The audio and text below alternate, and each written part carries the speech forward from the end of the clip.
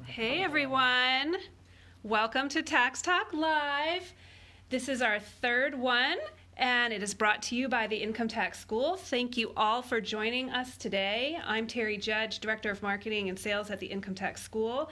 I'm here today with two of our favorite enrolled agents from the Central Virginia area, Ty Gaines and LuSundra Everett, and I will let them get started on the hot topics in our tax industry right now. Thanks, Terry. Yeah. Well, Happy New Year. Happy New Year. Yay. We're back, guys, and we've got a lot of tax stuff to talk about. Let's get down with the tea for today. Go, this government shutdown. Ooh. Ooh. Okay, so there's a lot of stuff that's going around about the government shutdown, and so we wanted to spend some time today really sharing with you what is the latest, what you can expect at this point, and it's just know that is an ever-evolving situation, and what was true a week ago is not true today. Okay, What was true yesterday, not true today. Not true today. Totally not true. So yes, because originally we were told it was shut down and that the IRS would be accepting returns and accepting payments but not issuing refunds. That was the first released about how the government shutdown was going to work. Nobody's answering phones, you can't fax in power of attorneys, basically a no-go, except you can still pay them. Okay, that was pretty much the only thing that they said you could do. But then they came out with a statement saying we will issue refunds, even though the government is still shut down. Right, and the only way they could do that is because they were ordering people, IRS employees, back to work to actually release the refunds. So it wasn't where the refunds were coming from. It's just that the people that were paid to do this weren't getting paid, and so now they were like, okay, we're just going to order those people back to work. These people that make, on average, less than $50,000 a year are pretty much the lowest paid employees in the IRS, and they basically said, come back to work after not getting paid for a couple of weeks and find your way in to still work with no money so that you can process other people's refunds. So I'm trying to say this with a straight face. Right?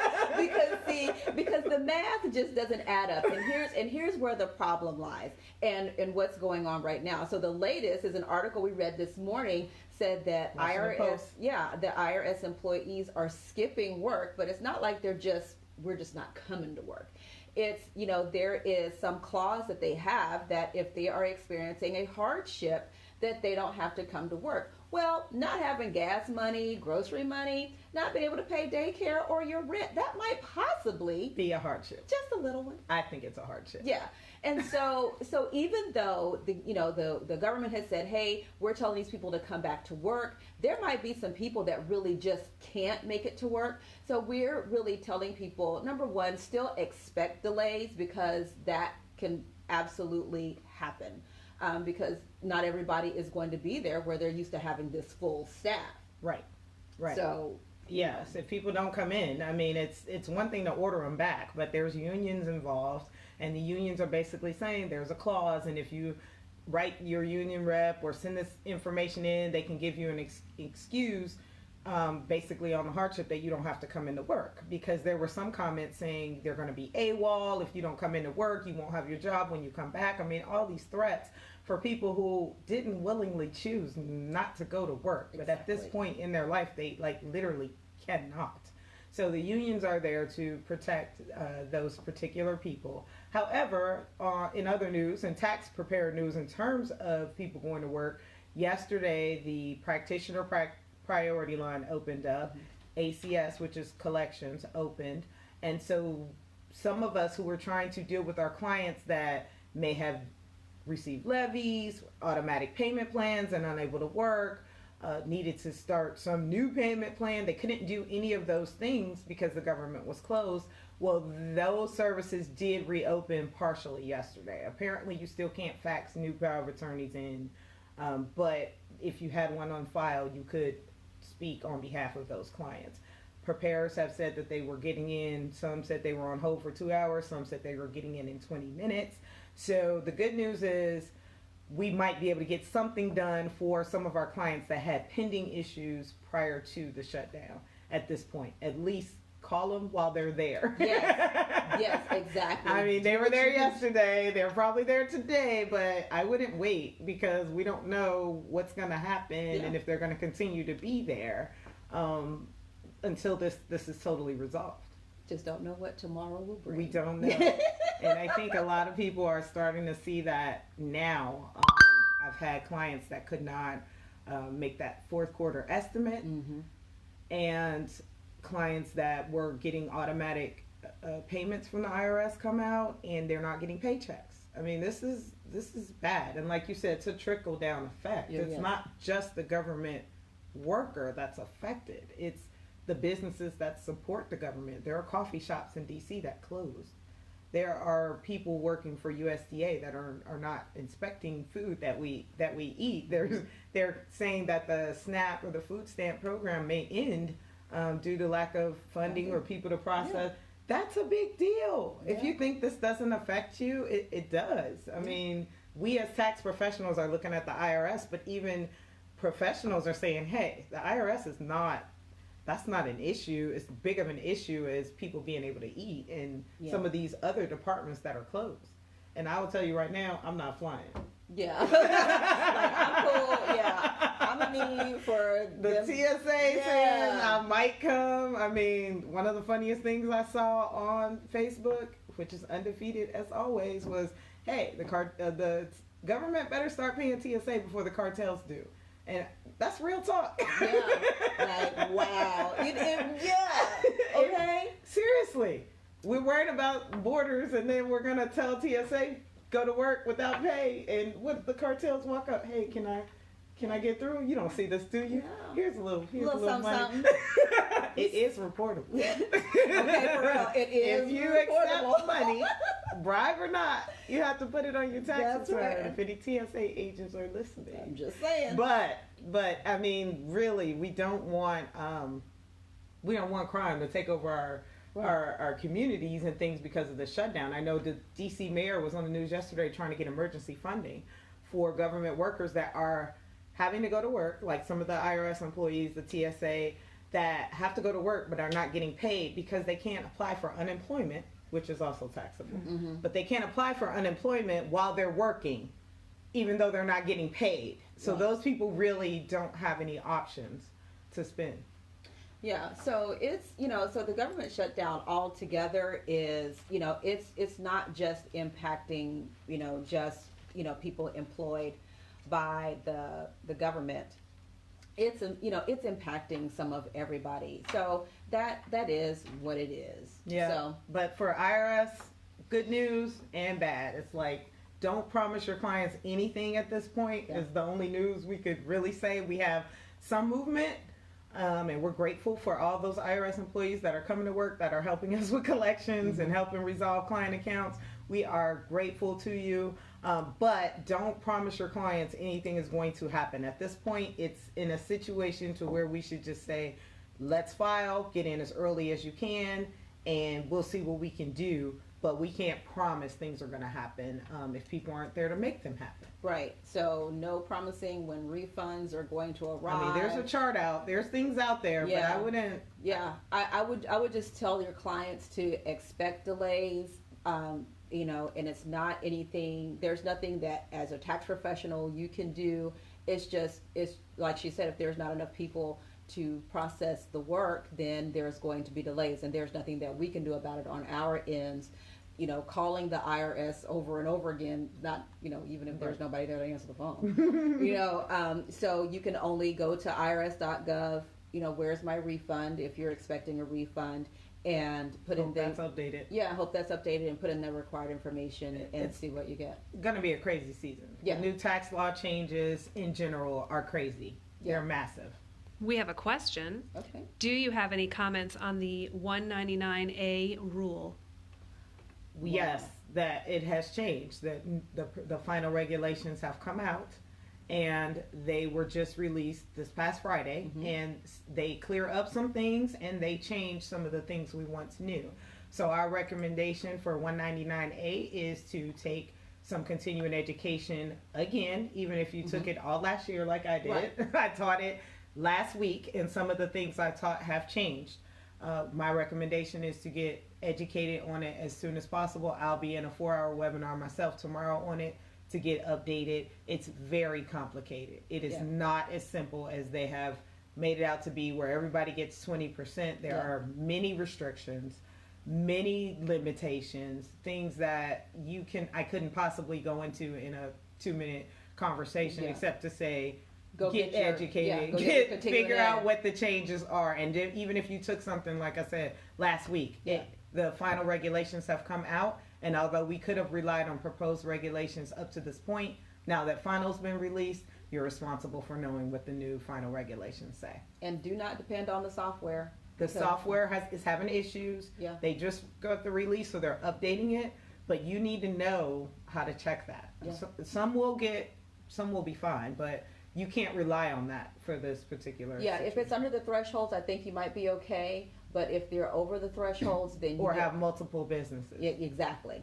We have another one. Which tax issues are still being decided on? She says, I thought there were some still issues in limbo. There are. I mean, there's too many to list. Yeah. There's because 199A is so big, there is no way that we could sit here on a live broadcast and tell you, okay, this. No, that's a continuing education thing. And there are other topics that haven't been. There was an extenders bill. Some items were not extended yet. Those have not been decided. At this point, nothing's been really decided, even though the IRS workers that went to work were still IT and working on publications. I don't even think publication 17 is available. So at this point, we can't even speak with certainty on some of the items that should be. Yeah. Should be, will be, could be. Last year, things happened in February. Right. And then you have state issues as well, because a lot of states have not conformed to some of the changes of the Tax Cuts and Jobs Act. So for those states with federal state tax as well, you also have some issues you have to look at. And so it's really best to research almost everything and not look for things that are really dated to old. If it hasn't been really dated recently, then it's probably old information. Like 2019. A lot of stuff came out in 2018 that was not true. So I wouldn't recommend doing anything with that. If you have Taxbook or Quick Finder, some of these other research things have more updated information in them and provide updates online. I would suggest using those references at this time. Absolutely.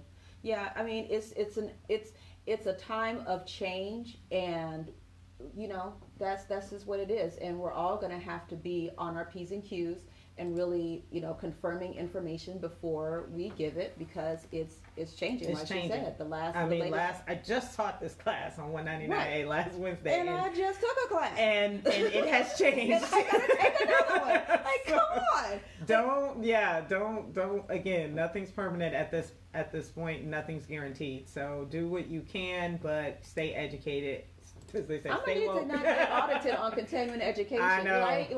Let me show you these bills, because y'all keep changing stuff. Okay. Right. Exactly. And the other change that we should talk about is the supposed waiver. Gosh, yes. For underpayment penalties. Yeah. So, there was a big headline that said the IRS is waiving underpayment penalties for taxpayers because of the change in the W-4. And this was with the W-4. Normally, everybody goes through, submits a new W-4 and, claims their exemptions and allowances and all of that. Well, this time, the adjustment was just done for you. And so what that causes, there are a certain number of taxpayers then did not have enough withholding. And so then the big headline came out and said, okay, there wouldn't be a penalty for not withholding enough. And normally, if you don't have... I think it said IRS waives penalty. Right. As if to say there was no penalty. And that was not right. Correct. No.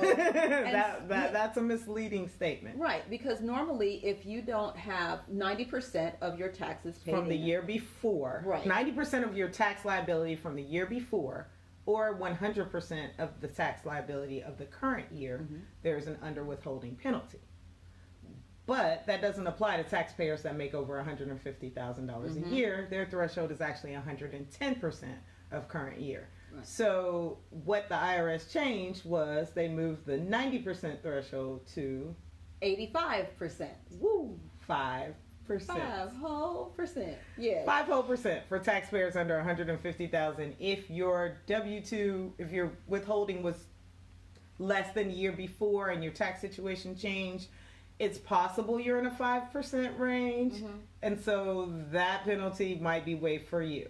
The majority of people who are seeing no penalty, again, another thing you need to explain to your clients, how it's calculated. 90%, 110%, 100%. You need to know those rules because this only applies to the 90% threshold of the year before is now 85%. Yep. And yeah, so, and we don't know. Or did I say that backwards? No, you said it right. 100% of the prior year tax and 90% of the current year. Yeah. I might have said that wrong, guys. So it's 100% of prior year tax and 90% of current year. So the 90% current year has been moved to 85%. My apologies if I said that wrong. Yeah. That's too many numbers. Yeah. You got a question? We have a question.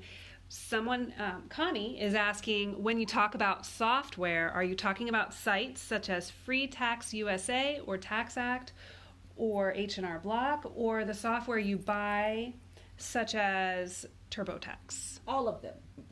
All of the above. Yes, all of them, because they're all getting their information from the same IRS. place. Yeah, they have to program their systems based off tax law. So any software company should be programming the same way. Some may do it faster than others, but for the most part, all software needs to be checked. And all of the software companies are updating as quickly as they can. It's just that you need to make sure that you got the latest, and you can go back and look by hand to say, hey, this math adds up correctly, or no, it doesn't. So you have to know the law to know if your software is actually doing what it's supposed to do. And most people doing their own won't know. They'll just take that for granted, and hopefully those will be updated for any of those changes. However, professionals using professional software, so I will clarify that, and I'm talking Drake, TaxWise, TaxSlayer, LuSundra, UltraTax, Pro Series. These are professional softwares that tax professionals that have an EFIN use in their practice. Those are the ones I'm referring to need to be checked. The average person filing their own taxes is not going to know if those are correct, and hopefully those will be, but if they use an online software. But we're not speaking for self-prepared taxpayers at this point. We're telling professionals that they need to double check their numbers and not just rely on their software. Yeah. And so now can we lighten the mood a little bit? Just a little. Okay. So because I'm getting depressed. like totally depressing right now. So now let's really talk about some tea. Gossip. Not really. Well, but the Bezos divorce. Jeff Bezos is getting divorced. Is that crazy? Okay. So and it's not crazy just because it's got, like celebrity type crazy. Right. It's crazy for a tax reason. Okay. So beginning for January 1st, 2019, all the divorces that are finalized, the spousal support is not tax deductible to the payer and is not taxable to the receiver. Girl, can you imagine what her spousal support payments are? $137 billion is what he's worth. Woo! If she just gets half of that, if she got half of a half, she's getting $60 billion. It's not taxable. Not taxable? How do you beat the system? I want to be her best friend. This is how you do it. This is how you do it. As a matter of fact, some of you other rich people, even if you like your wife, you might want to divorce her. Or the other way around. Yeah. She might want to divorce him, or they might want to divorce each other for tax purposes. Right. Because now, instead of that $137 billion on a joint return, it's two separate returns of 60-something billion, and hers is not reportable. Didn't I just throw him in a lower tax bracket too? No, because his is not tax deductible. So it's not, but he only has to report. Oh, he has to report. No, he got to report it all. He still reports it all. I didn't move his bracket. Nope. See, that's why we have to talk this through. I'm telling you. But she gets free money. She gets free money. Billions. Billions. I really would like to file her taxes. This is going to be It's going to be, it's very, very interesting, the thought, because prior to the law, the Tax Cuts and Jobs Act, that changed the alimony rules, any payer could deduct their alimony paid, not child support or anything else. It had to be designated alimony, and then the recipient had to report it as income. Right. That has changed. That has changed, which is cool. Debbie has a question. New tax law and divorce. If the divorce was final in 2018 but awarded in 2019, is it reported? And that depends. That's a legal question. It really does depend on how the legal documents are drafted. Most of the courts are aware of that tax law change, so they have to designate that payment is supposed to be under the old law. If that's not clearly designated, it will apply for 19. So that's more of a legal review the court document thing. And I believe most people knew that was coming because it was passed in the law, but it wasn't effective for 18. So attorneys and judges, everybody knew that change had to be clearly specified in the court document. So if it wasn't, then you have to treat it as if it's not. Yeah, I mean, because there were some people that were trying to pump the brakes, and there were some people like, let's hurry up, right? Let's hurry up, get it done. Just like in any other document, you have to review it because it's not a cut and dry situation for everyone. Yeah. And then state law might come into play for some of those issues as well. Yeah. So yeah, I'm telling y'all, it's dramatic over here. We got soap opera in taxes. We got a lot going on. So hopefully we can all make it through this tax season. It's going to be more challenging than others. We're just saying, pack your patience, do some research, be prepared to tell your clients, wait, let me look into this. Don't just assume it's the same as it had been for years before, because everything's changed now. Right. And people are really now just starting to realize, we have W-2 employees that were, had a lot of business expenses that they can no longer deduct. That is now just really hitting home, and I've seen some people really flip out a little bit. So the 2106 is gone, so unreimbursed expenses, so that's a big deal. Yeah. I think we have one more question. Okay. How will this affect the recipient in terms of now being eligible for various aid? You could get $100,000 a year in alimony, but get SNAP benefits, ACA, Medicaid, etc. Right. If they're going by the tax return, it depends on, and I'm not familiar with what those agencies look at. As far as I know, some agencies will look at other income, and they will even look at child support, alimony, and things, even if they weren't reported before. Because they were under a threshold or what have you. So my guess is that those agencies will need to change their guidelines. Just like for earned income credit, you can't have more than a certain amount of interest income and dividends and still qualify. So my guess is that there will be limitations put in place for those with outside income that's not reported on the tax return, that they will still need to report that income to determine if they're eligible for benefits. Right. So people are still having work to do, because now I even saw an article that talked about agencies are really starting to really cooperate with each other to look at, verifying dependents and all of that. So so those things are still evolving as much as the tax law is evolving. So it might take them a little longer, right? But that's not some to say people might get away with it for in the beginning. Right. Especially with things that are just awarded, but I would say that that's going to get cracked down pretty soon. Yeah, so it's just a matter of time to see how those things change and evolve.